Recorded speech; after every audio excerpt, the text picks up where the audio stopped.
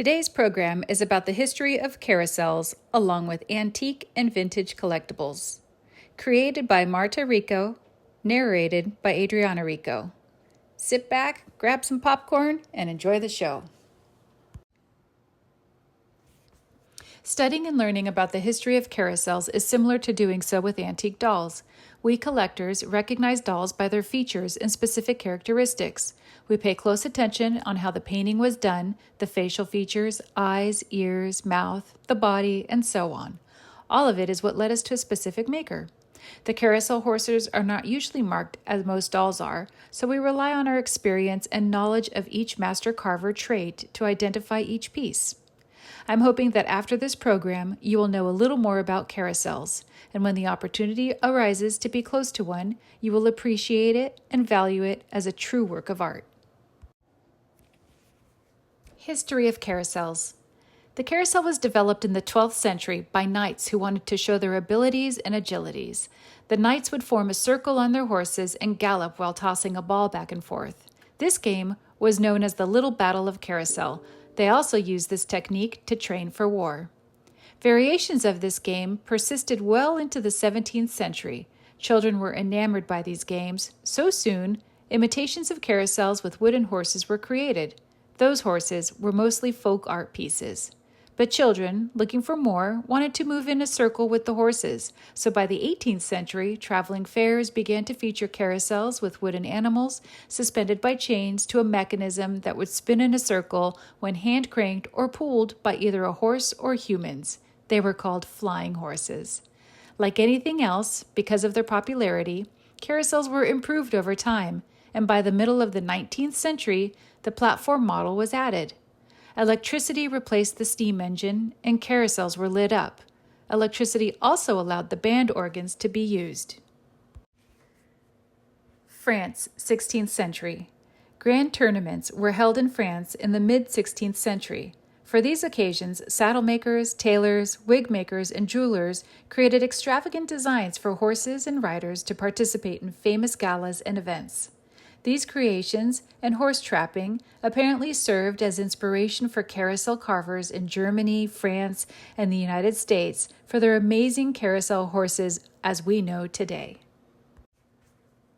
In the 18th century, the French aristocracy developed many variations of the carousel for their own entertainment. The following one is one of those variations, in which riders, rotated by a man in the pit, try to spear metal rings.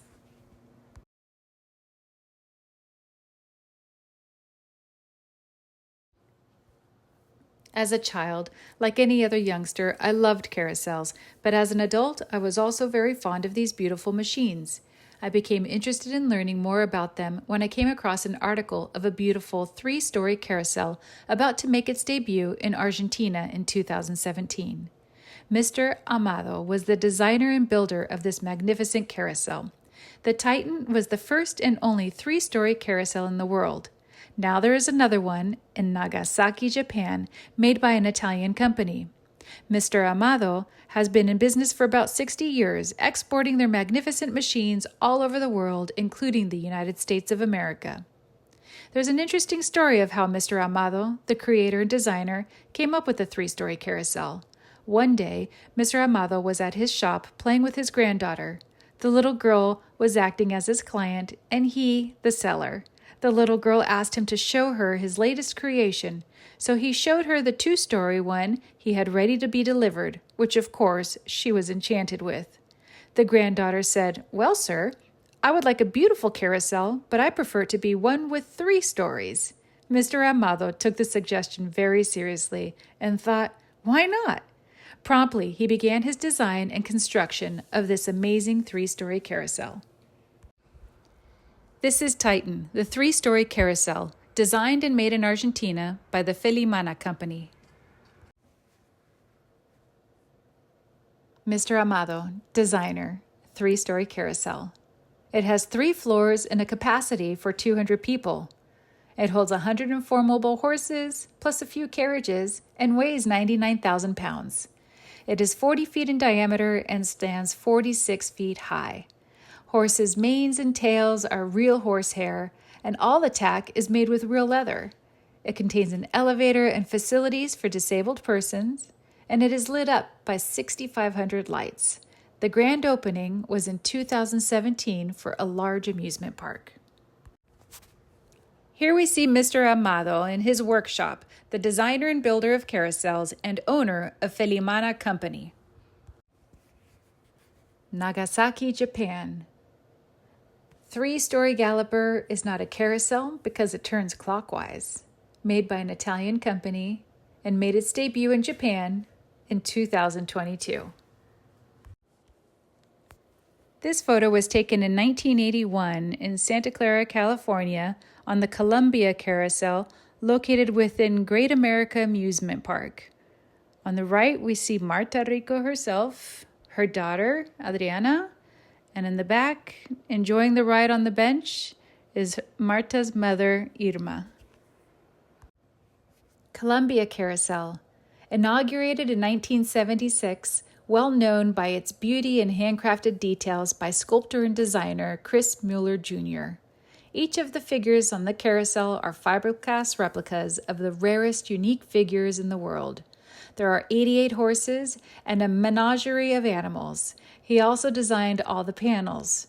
There's a replica of this carousel in Gurnee, Illinois.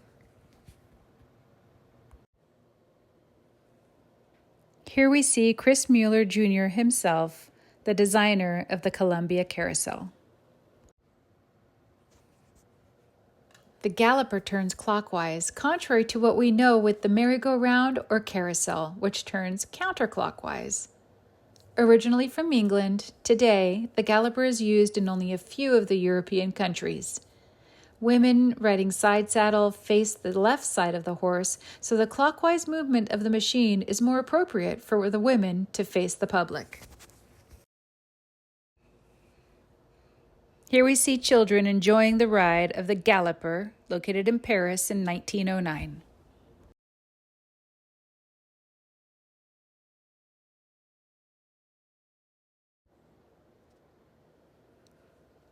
This is a street carousel in front of the Mangles factory in 1909. Early carousels were also called kiddie ride. These carousels were powered by crank. Here we see the kiddie ride, also known as the Children's Delight. This would be similar to what we would see today as the ice cream truck, where these carousels would go from town to town to attract children to enjoy a ride on the carousel for themselves. Here we have a horse-powered track machine, and you guessed it, powered by a horse. It's named a track machine as the carousel horses are fixed to the platform of the carousel. After 1860, the steam-powered motor, as you see here in the photograph, began to be used in larger carousels. Here we see C.W. Parker Carousel. At the beginning, the carousels were mobile, going from town to town, and the many different parts had to be assembled and disassembled for each move, requiring many repairs due to the wear and tear. Here we see early mobile steam-powered carousel, with different parts of the carousel being transported to the next town. Horse descriptions. The carousel horses are identified depending on their positions in a carousel. The horses on the first row, more visible to the public, are much more ornate, especially their right side, which is also more visible, while the left side is left simpler. The second and third row horses are usually not that ornate for the same reason. On a galloper, which turns the opposite direction, the left side of the horse is more ornate. The more ornate side is also called the romance side. Horses are called stander when all hooves, or at least 3, touch the ground. A prancer is a horse with one front hoof up in the air. A jumper has all hooves up in the air. The word carousel comes from the Italian word carosella. In England, a galloper is also called roundabout. Densel Carousel, 1921, Glen Echo Park, Glen Echo, Maryland. Due to constant wear by children or adults mounting and dismounting, horses are taken to a restoration carousel shop every so often, depending on each carousel. Some original carousels are only open to the public a couple of months a year, so perhaps those are not in need of maintenance too often. Others are open all year round. When in need of any maintenance, they close for a brief period of time. In the Denzil Carousel of 1921, there you can see a horse with a sign. That means the specific horse cannot be ridden at any time because the paint is completely original and should be preserved for future generations to appreciate. Here we see the authentic carousel horse being restored. To minimize weight, all the horses were hollow. The highest quality of old carousel horses were carved between 1905 to 1925. Authentic carousel figures were carved from basswood, poplar, and pine. This type of wood have virtually no grain pattern, so the body is very smooth and real looking after the painting is done. Heads and necks of authentic carousel horses are almost always slightly turned towards the public and away from the carousel itself. Reproductions of the 70s, 80s, and 90s are carved with the head and necks in a straight line pointed forward. This is how, amongst other details, we can identify old versus newer. The mane in an authentic carousel horse is almost always carved from the carousel and towards the public view. On newer horses, the mane is carved splitting evenly across the middle of the neck and can be seen on both the right and the left side of the horse. Another piece of identification is the poll or the poll hole. In an authentic carousel horse, the poll or poll hole is situated at the front of the saddle, between this point and the mane. The ears in an authentic horse are carved pointing forward and are supported by the mane or other decorations to prevent damage in a day-to-day use, and also to protect the rider, especially children. Same with other decorations, as we can appreciate the eagle on the saddle of this carousel horse. The eyes of an authentic carousel figure are usually glass or beautifully painted, and very realistically placed in the perfectly detailed eye socket. On the contrary, newer examples have usually poorly painted or plastic eyes to reduce cost. Tails on authentic carousel horses were real horsehair or carved wood in a naturally flowing strokes. Newer reproductions are usually carved in straight grooves and not as natural looking. The gold details on an authentic figure is gold leaf, while in a newer one, gold paint is used instead of gold leaf, which are not only more expensive, but also more difficult to apply. The newer carved horses mostly came from Mexico and the Philippines. These reproductions could be very nice decorator pieces at a fraction of the cost. We may ask ourselves why the majority of carousel figures in late 1800s and early 1900s were horses. The theory is transportation at the time was mostly by the use of horses. The so popular Western movies featured abundant amount of horses, and horses were also considered heroes in most wars. On the other hand, it was very convenient for the carousel manufacturers to have just a few similar patterns to work with and reduce the complexity and amount of work for the carving shop, while also being an economic benefit. Riding a horse and pretending to gallop through the fields or win a race was also very attractive and exciting to children who perhaps didn't have the opportunity to do so in real life. Major carousel builders and carvers. Here we see brothers Robert and Daniel Mueller, along with apprentices in the workshop as they carve the carousel horses. Shown here is one of the Mueller brothers with a sketch of one of the carousel horses to be built. Horse carvers, the Mueller brothers, creating carousel horses from 1890 to 1928.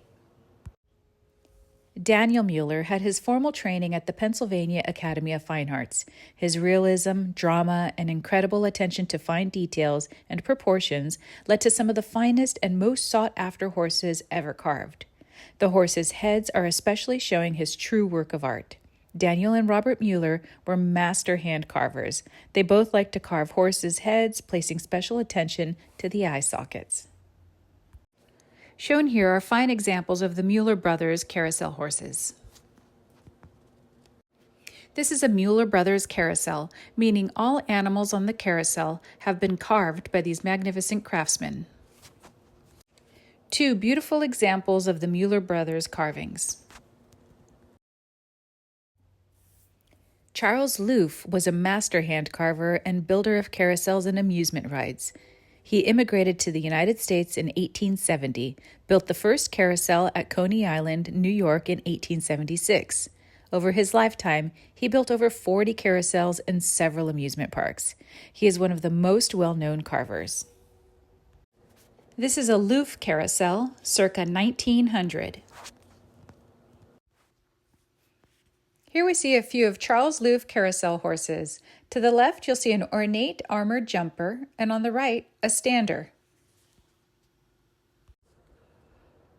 Here we see a carousel horse carved by one of Loof's sons. On the bottom left-hand corner of this slide, you will see he carved his father's likeness on the cantle. Shown here is a Loof carousel built in 1911, located at the Santa Cruz Beach Boardwalk in Santa Cruz, California. Riding the carousel on the Santa Cruz Beach Boardwalk, you will hear the sounds coming from the Wurlitzer Band organ. This is a Ruth and Son band organ with the Loof carousel in Santa Cruz, California. The Ruth and Son organs are of magnificent quality and sound.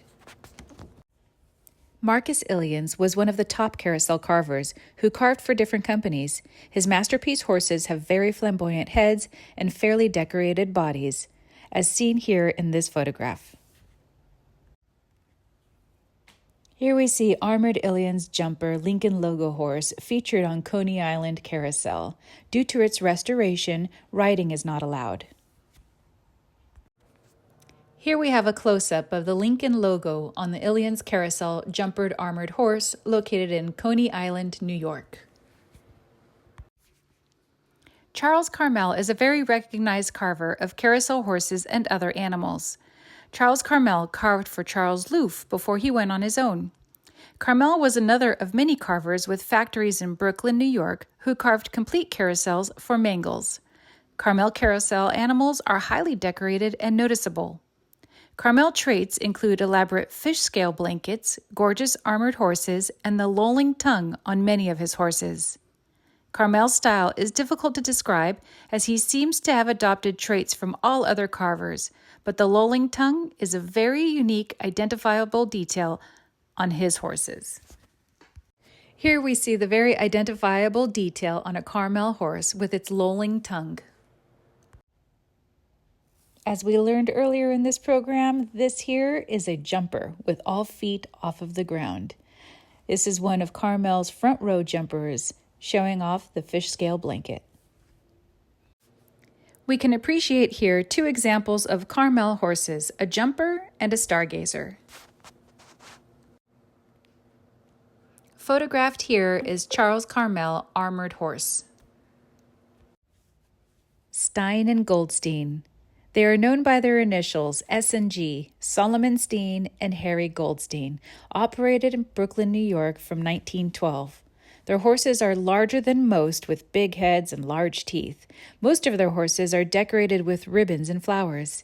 Examples can be found in Central Park, New York and Hartford, Connecticut. The Central Park carousel horses are especially larger than most. On these examples of the Stein and Goldstein carousel horses, it can be seen the ribbons and the flowers, characteristics of their carvings. Gustav Denzel. As many of the master carvers, Gustav Denzel immigrated from Germany, and he was one of the earliest carousel builders from 1870 to 1928. Denzel's carousels tend to be large park machines with mixture of horses and other animals. Denzel horses are known for their realistic and elegant figures, detailed body decoration, and smooth finish. The style of the horses remained consistent throughout the years. Gustav Denzel died in 1909 and was succeeded by his son William. The company closed after William's death in 1928. Featured here is the magnificent Denzel carousel built in 1921. located in Glen Echo Park, Glen Echo, Maryland. This beauty is an example of Denzel's standard carousel horse. These two unique carvings are other examples of Denzel animals. Here we have a Denzel carousel horse from 1902, stripped and ready for restoration.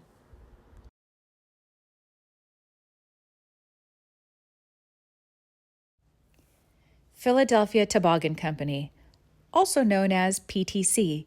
The founders were not carvers, but they had different master carvers working for them, and is the reason why PTC doesn't have a specific style, but their pieces are of extraordinary beauty and quality. Early PTC carousels included menagerie animals. The later styles included wonderful armored horses with very sweet faces. PTC always numbered their carousels. They also built roller coasters with much success. Their most famous carousel is PTC number 6 in Burlington, Colorado, which opened in 1905.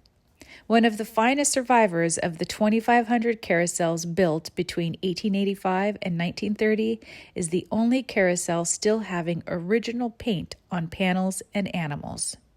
There are others still operating in areas such as Santa Monica, California, Atlanta, Georgia, Fall River, Massachusetts, Brooklyn, New York, to name a few.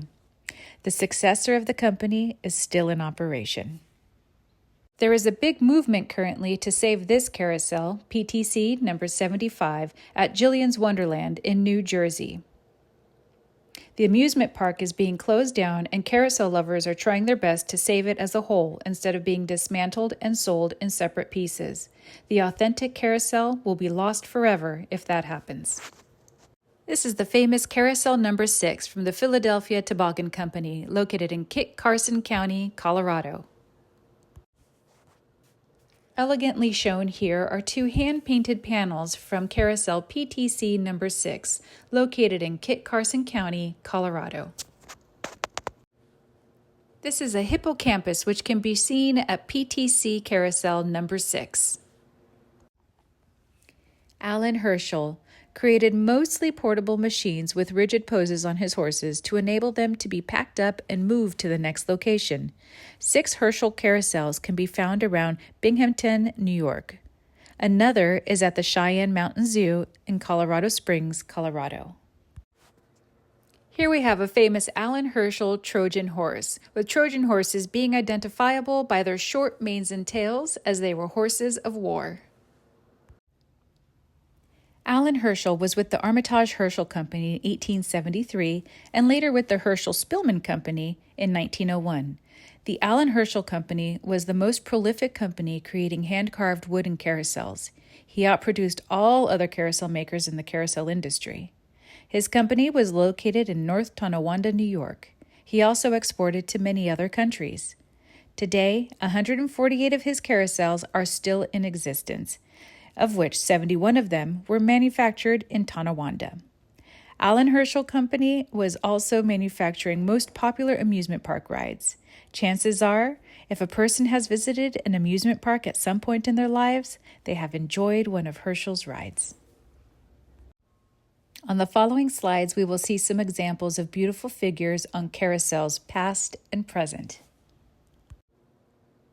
Here we see a very decorated, authentic Herschel Spillman from 1912. Freedom, designed to encourage discovery. All the animals on this horse are found in various parts of Oregon. Can you find them? Freedom the horse. He resides at the Historic Carousel and Museum of Albany, Oregon, USA. Freedom is an outside row carousel horse. He is a newer design to inspire discovery. He has no shoes, no actual saddle, no bridle or bit. A fun fact with this horse is all the animals painted on his body are found in the state of Oregon. His saddle is formed from a red hawk in flight. Look closely and you can also see different animals painted on the horse's body to include a snake, a bird, a butterfly, a mouse, a fish peeking out of his mane, and a frog seated on top. His simplicity and elegance is so very attractive to all. Here we have the unique Quiga the Quagga, located in the Carousel Museum in Albany, Oregon. Quiga the Quagga, the carousel figure, is a newer design by Terrell Whitlatch for the Albany, Oregon Carousel. Terrell grew up in the San Francisco area. She studied zoology at the Sonoma State University and later transferred to the Academy of Art University in San Francisco. The quagga was roaming the lands of South Africa. Unfortunately, due to greed and no respect for the animals, the quagga was hunted to extinction. The quagga mare died in the Amsterdam Zoo in August of 1883. At that time, it was not known she was the last of her kind. The carousel quagga was designed in honor of that beautiful animal. Featured here is the carousel located within the historic Carousel Museum in Albany, Oregon, where Quiga the Quagga resides.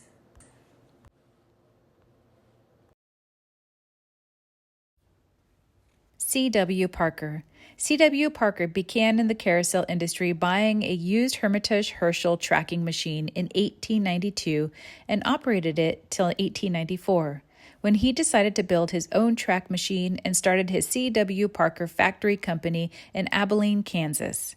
Parker went from tracking machines to carousels with jumping horses and from steam to electric. The carving on his horses got to be more fanciful as his company continued to grow. He is recognized for the more elongated styles to his figures. In 1911, he moved his company to Leavenworth to a much larger facility. There he built hundreds of small traveling carousel machines that were used for carnivals worldwide. He also built 5 large machines that were designed to be installed in permanent amusement parks. Of the 5, today only 1 is in existence and waiting to be restored to its original glory.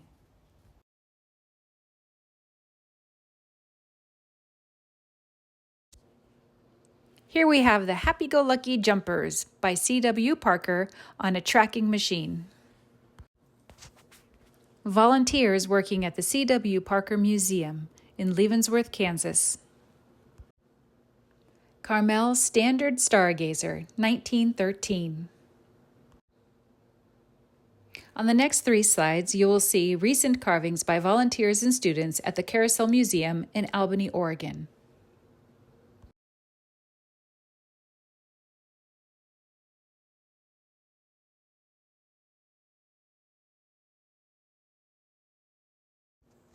Pig and Clown, an exceptional carving by Carl Mueller on a galloper in the Netherlands.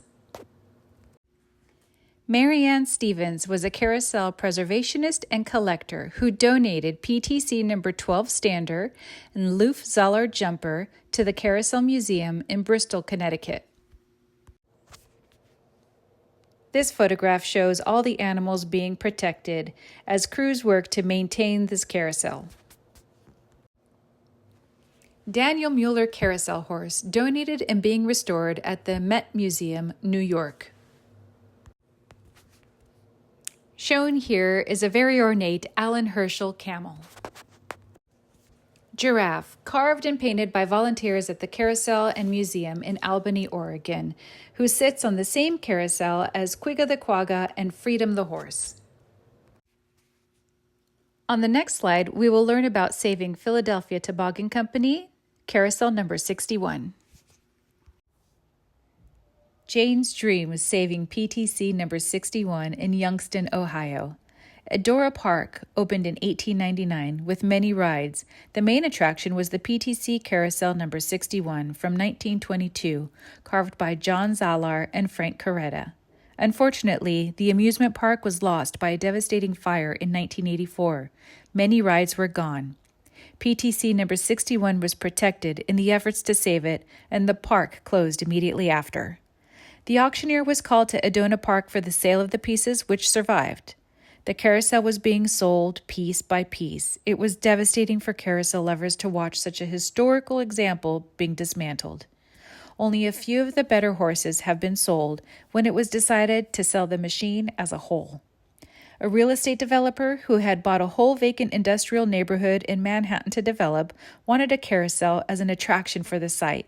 He was at the auction with his wife Jane, an artist, a carousel lover, and former director of Estee Lauder. The auctioneer started with a $385,000 call for a bid. No one raised a hand until David Walentas made the first and only bid. The carousel was purchased with everyone happy that the authentic PTC carousel would stay together. For the next 22 years, Jane took personal care in restoring it to its original glory. The meticulous restoration was finally a dream come true for Jane when it was housed in the $500,000 pavilion constructed especially for the famous carousel. It opened in 2011 in Brooklyn Bridge Park, Brooklyn, New York. Meet Jane working on one of the horses to be restored. Here we see a close-up of outside row standard on PTC number 61, Jane's Carousel. Jane Nouvel, French architect and designer, built the pavilion where Jane's Carousel resides in Brooklyn, New York. Only after 1 year of Jane's Carousel being inaugurated and after 22 years of meticulous restoration, Hurricane Sandy almost destroyed it, but fortunately it was saved from the disaster. Here we see another example of an outside row stander on Jane's Carousel, PTC number 61. Found here is a third row jumper on Jane's Carousel, PTC number 61, where there is a mirror reflection of a carousel horse. Both right and left sides are equally ornate. Found here is a chariot on Jane's Carousel, PTC number 61. Here we see 48 horses ready for installation. Jane's Carousel was installed in a spectacular pavilion commissioned by the Walentas and designed by Pritzker Prize-winning architect Jane Nouvel. On the following slides, you'll be treated to collectible pieces and memorabilia. Here we see an amazing Shirley Temple collection located at the Santa Monica Museum of Art. While you'll have to look closely, behind the vitrine and to the left, you will find a carousel horse on display. This is the Shirley Temple horse, which she found as an adult in an antique shop in San Francisco, California. She loved it so much that she had a pool house constructed in the shape of a carousel in her own home to display the carousel horse. This is Marta's miniature carving inspired on a Stein and Goldstein authentic carousel horse, purchased in the 1980s. The ribbons and flower characteristic of S&G can be appreciated on this horse.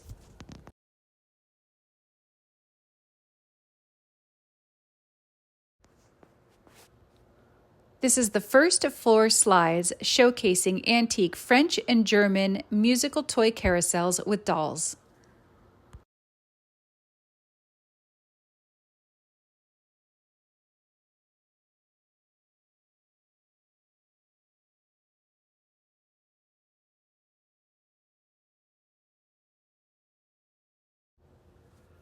Any collector would be ecstatic to own this vintage 2-story Galloper toy music box.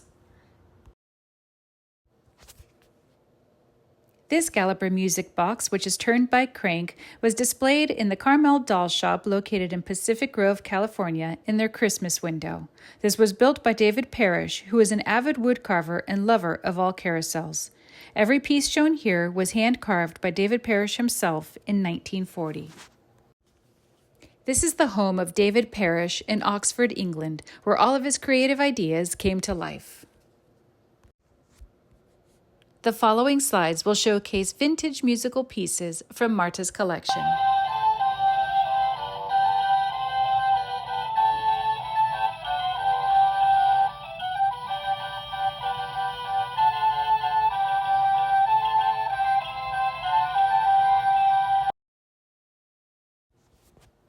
Here from Marta's collection, we see vintage carousel horses, reproductions from authentic antique carvings.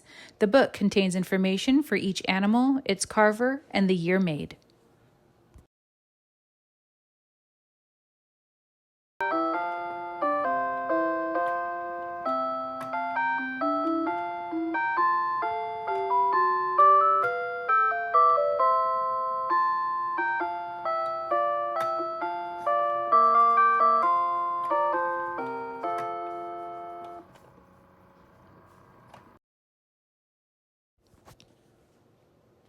This piece is a vintage carousel with reproduction of authentic antique horses.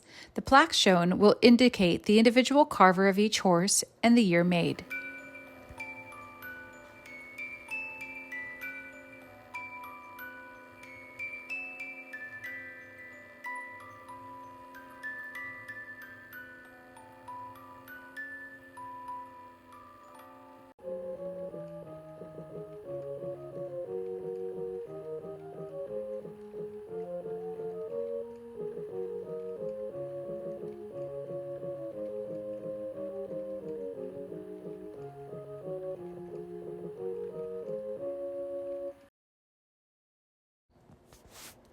Thanks for coming along. I hope that after this program, you will know a little more about carousels, and when you are close to one, you'll appreciate it and value it as a work of art.